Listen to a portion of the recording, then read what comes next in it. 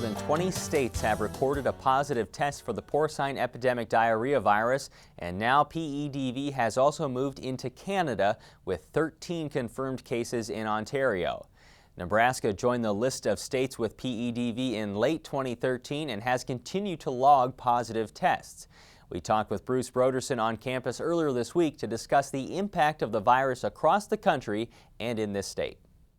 We've seen some cases here in Nebraska in the last month or two, and many of these cases present the same as what's been reported in other states with high death losses in nursery and farrowing rooms, and then not so serious as far as the finishing units are concerned or the gestation units. So a very similar picture to what everybody else has reported. You know, initially when the ASV and a lot of universities were looking at this, they were trying to determine where it came from and how it was being tracked.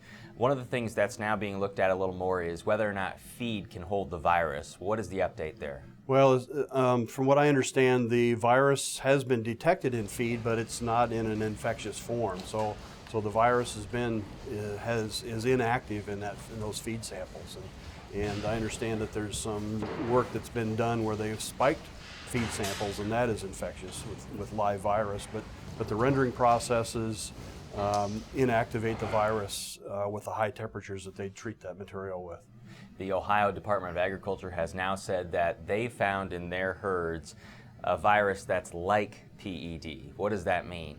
Well, there's a certain gene in that virus which is different than the quote-unquote typical PED virus, and it's classified a little differently as far as a different genus is concerned, and so they've called it a delta virus, delta coronavirus, and they're trying to track down where that originated from at this point in time too. When you get samples here at the lab at UNL, are you capable of testing or determining the difference between those two and then TGE as well? Well, we've got a test that will detect almost all coronaviruses, and right now we're trying to validate whether that Delta coronavirus will be detected by our tests too. We can differentiate between TGE and PED viruses.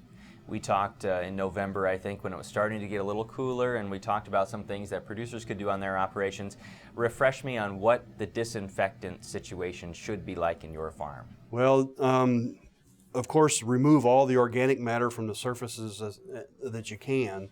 The disinfectants that are most effective are bleach for one thing, and then one-stroke Environ is another disinfectant that you can use, and Virkon S is another one.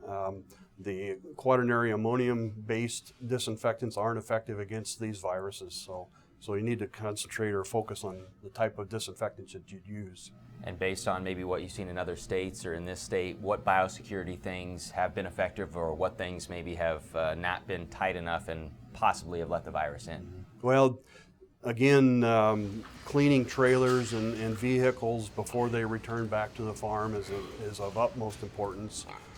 Changing clothes or using disposable boots and gloves and coveralls, or keeping things separate are very important. If the operation is set up with a shower in, shower out setup, why, that's important to use too. So lots of different things, keeping things as clean as possible. And even downtime for people that have gone off the farm and maybe are coming back to the farm sometime later is important too. You can find more information on the porcine epidemic diarrhea virus on the American Association of Swine Veterinarians website at aasv.org.